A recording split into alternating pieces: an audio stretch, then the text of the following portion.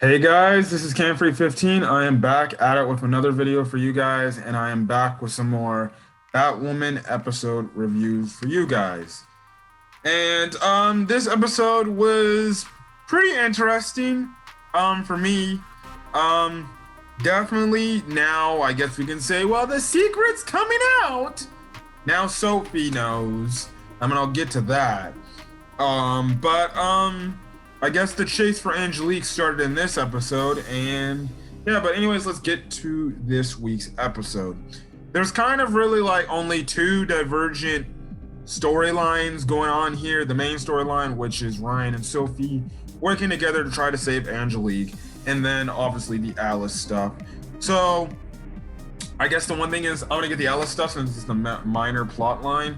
The Alice storyline just covers her meeting Enigma again and trying to get Enigma to erase her memories about Kate or anything, related to Kate out of her memories. But Enigma tells her, which, funny enough, there's like this guy who was coming in to get, checked up by Enigma because I guess of his divorce or something. And the moment Enigma walks in, she literally does the same thing like she did in episode 1 of this season, where she just throws a damn knife at somebody like she ain't playing around. Throws it at this guy's freaking neck and he's dead. Anyways, Alice asks Enigma to erase the memories of Kate from her, but Enigma says, listen, that's probably not a good idea because you're probably literally gonna go mentally insane if that happens and stuff like that. And the only safe way to do it is if you can forget these visions of you seeing Kate like this. So, we cut to a vision scene where she's trying to get her out, but it looks like it works, but it doesn't, because then we see Ocean show up out of nowhere, and then young Kate is back. And yeah, now when she tries to do it again, it cuts back to only her thinking about Ocean and them making out or something like that. Then lo and behold, Ocean comes back to Gotham and he looks like he's going to try to kill Alice and everything. Eventually gets to the point where Enigma says this one thing and then eventually makes them remember everything that they forgot, and now they remember. And by the end of the episode, essentially you just have Ocean asking, Alice, like, do you regret killing me? Like, do you have any regrets? And Alice is kind of trying to dodge the question, but Ocean is like, do you have any regrets about killing me? I need to know. Two, we also find out that essentially there is no more traces of the Desert Rose flower. There's not even a secret bunker containing the Desert Rose flower. And Ocean now knows that Batwoman has Desert Rose flower, which is the one remaining one he took, or he had. And that's when Alice like, oh, that makes sense. That's why Batwoman's still alive instead of being dead. But again, going back to the whole thing, eventually it looks like, Alice isn't going to have no regrets, but then the two finally make out and they're finally back together again and they're kissing and stuff like that. So I don't know what that means. We're fully getting a team up of Alice and Ocean going forward. I don't know if maybe after this season, or maybe after season 3, they just ride these characters off in the sunset, because now they got their memories back, and even though they still act like they're the same old characters now, they got their memories back. I'm guessing maybe they're just gonna be their own little team up now / romance thing. We all knew this was coming. Look, we all knew this was coming, that eventually they're gonna get their memories back and then they might eventually, I guess, hook up, I'm guessing. So yeah, just be interesting to see where the story goes for the both of them. It seems like Ocean's now gonna be back affiliated with Sapphire. We don't know what the hell Alice is gonna do, so yeah. Also, Enigma, after she does that, she gets out of there, so who knows where she's gonna be headed next. But the main storyline in this episode pertains to Sophie and Ryan stuff, and we see that the False Face Society at the start of the episode is taking some of these supplies from Gotham Pharmaceutical, and then that's when we see that they put we see Black Mask essentially I guess, intimidating Angelic to do these things. And I think what was on the ground that was splashed was fear toxin and stuff like that. So essentially, Black Mass is forcing Angelic, like, yo, you need to make me fucking snake bite. Otherwise, you're gonna be sniffing a whole, canister of, I guess you can say, fear toxin, which we know is the scarecrow stuff. So she's essentially being forced to make snake bite because we obviously know from last week the snake bite shit is not going well. Now we get another whole Fast and Furious scene here. Batwoman shows up and she manages to stop the person in the green car, this mask engine. She pulls out the person, and we later take off the mask, and we later find out that's Sophie, and Sophie was going undercover to trying to stop this heist from going on and stuff like that to also help find Angelic. Eventually, she tells Jacob Kane that she failed, and Jacob Kane, right now, he's not in the right mindset. Even Sophie mentions that he is acting a bit different.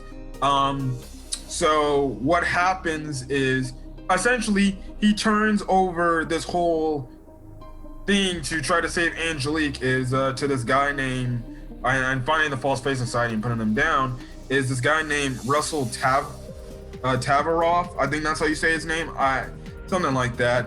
Now he's the lead person now. So, and essentially Sophie's kind of, I guess you can say, on administrative leave because of it. Now, Ryan and Sophie eventually, after goading Sophie to do it, they eventually team up to try to get in and try to help find Angelic and stuff like that. So Luke manages to give them the supplies they need to be ready and stuff like that. Also, Luke does give Ryan this stuff, like this technology to help, essentially as a way of autopiloting so he can drive it. And that's when Ryan's like, wait, what? That means you've been the one driving the Batmobile? He's like, well, there's a reason why you couldn't handle it. And then this is when Luke tells Ryan, like, yo, you need to be careful because this is Sophie we're dealing with. She's not stupid. She will find out who you are if you're careless, which we see at the end of the episode, which I find as a fucking plot convenience. Of course, the moment Luke says that, oh, you might want to be careful because Sophie will find out who you really are, what's your secret identity. The same episode, she finds out. I call that convenient writing. And honestly, if you ask me, that's kind of a bad writing point. Like, very bad writing right there. Like, if you're going to do that, please don't hint at it earlier in the episode. I'll talk more about that scene later anyways. So eventually they get ready to do it. Ryan manages to get into the fold of the False Face Society and this whole heist thing with trying to get the fear toxin. And the thing is, in order to find Angelic, they're going to put a tracker in one of the fear toxin canisters to, well, help, track the location where Black Mask is at and everything. So, yeah, eventually Ryan does that. She almost gets caught by the police, but she gets out of her thanks to Luke's driving skills. She manages to put the tracker in the canister, and by the time they get back, we find, at first, Sophie was trying to have Ryan not get in the plan, and she was trying to have her abort the mission. But eventually, when they get back to the house, Luke and Ryan do. We find out that Sophie managed to go try to take on the False Face Society all by herself. And sadly, because of it, she ends up getting captured by Black Mask and almost killed by Black Mask until Batwoman shows up. Batwoman and Black Mask have a little scuffle. And then eventually it gets to the point where it looks like they have Black Mask cornered, stopped, dead, and everything. But then that's when Black Mask hits this whole projector thing, and we see Angelic with another False Face Society member sticking a gun to her head, and essentially Black Mask is like, well, guess what? You can either stop me, or you can let me go, and I won't kill Angelic. Essentially, he was saying, if you don't let me go, I'm gonna have my buddy over here kill Angelic. And guess what? There's nothing you can do. So obviously, he has the leverage. They just let him go. First things first, I just gotta fucking say, why the hell was not the first thing they did after they fully captured him, did not rip off his mask from the start to find out who he really is? Now, listen, if that was me and I was Batwoman and I was fighting, I would have ripped that motherfucker's mask off. I don't know why they did not do that, because the moment he had enough time to set all his little projector thing, they had enough time to take off his mask as he's setting off the projector. They could have found out he was Roman Sionis, and guess what? Boom. Okay, fine. They let her go, so that's the whole thing there. Eventually, what happens in the last few scenes of the episode, Sophie goes to the car that was being used, and we actually find out that it's Mary's car. Mary's gonna be fucking pissed because she's got some gunshots in the rear view mirror, another rear view mirror, the side window, the left side window of her car. So she's gonna be pissed because Sophie said Mary does not want her car messed up. And anyways, I think Mary probably might want to get a new car because unless the ID plates were on there, she might need to invest in getting another car because the Crows had to have gotten, her car ID scanned and stuff like that. So yeah, so that's a thing. And as Sophie's looking through the car, she sees this thing with this green light in the car. She pulls out, and Ryan stupidly, for some dumb reason, didn't take out the stupid device that was doing the whole autopiloting thing and stuff like that. Don't know why. Don't know why Luke never asked for it back. Don't know why Ryan didn't take it out of the car. I'm guessing she never thought, well, guess what? Sophie would ever think to look. Anyways, she takes it back to the Crows' headquarters. And then she finds out through some, I guess, interrogation and stuff like that, and reading through the radio signals, she overhears the conversation Luke and Ryan had, and essentially she hears from not only Luke, but even Ryan herself making the reference about the bat suit.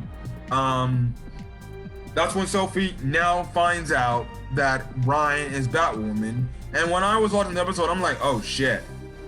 At the same time, I'm like, yeah, that's fucking convenient.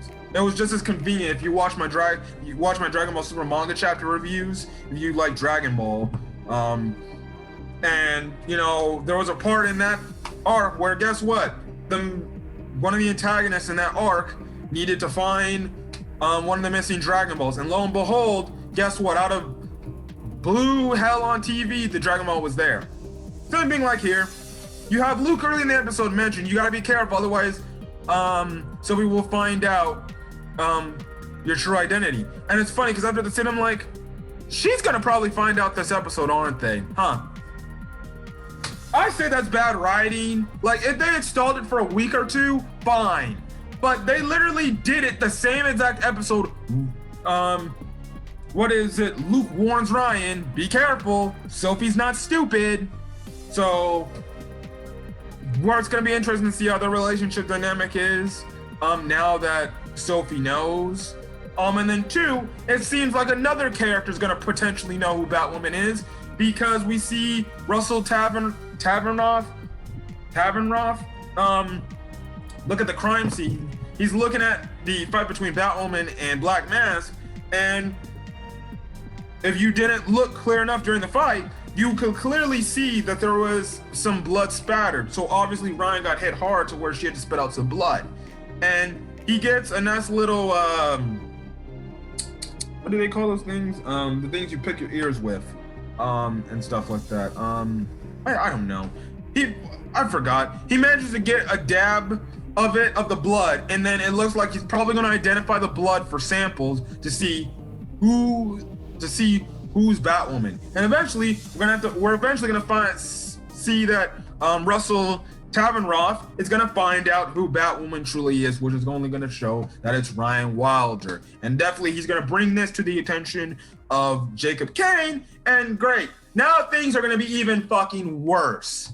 Now I don't mind that way of finding out. That's just an unfortunate situation. It really is. She gets punched so hard that she spits out the blood. And hey, like a respectful, or like what a cop would do is look at all of the evidence. And if you see something, you're gonna get something in evidence. If you see blood and you're like, okay, I need to do this blood test to find out who this blood belongs to. I didn't think that was bad writing, and I think that's just gonna even make things even worse for the Bat family. Because guess what? Now people are gonna know. Some people at the Crows, if not all the Crows, are gonna know who Batwoman is now. So gonna be very interesting to see where this story goes. Definitely from that standpoint. I have to watch the next episode preview because I didn't see that. I'm making this video after I watched it off the CW app because I didn't get a chance to see it last night. But again, very good episode. Very much enjoyed it. And other than really the kind of convenient writing point, you know, it was all right. It was an all right episode. The Atlas stuff, up until the ocean stuff, I didn't really care, but it's like, okay, yeah, we figured that they'd get their memories back and stuff like that, and then we figured that they would do their make out routine where they're just kissing each other, yada yada, because they love each other, yada yada yada. Yeah, we saw that coming a mile away.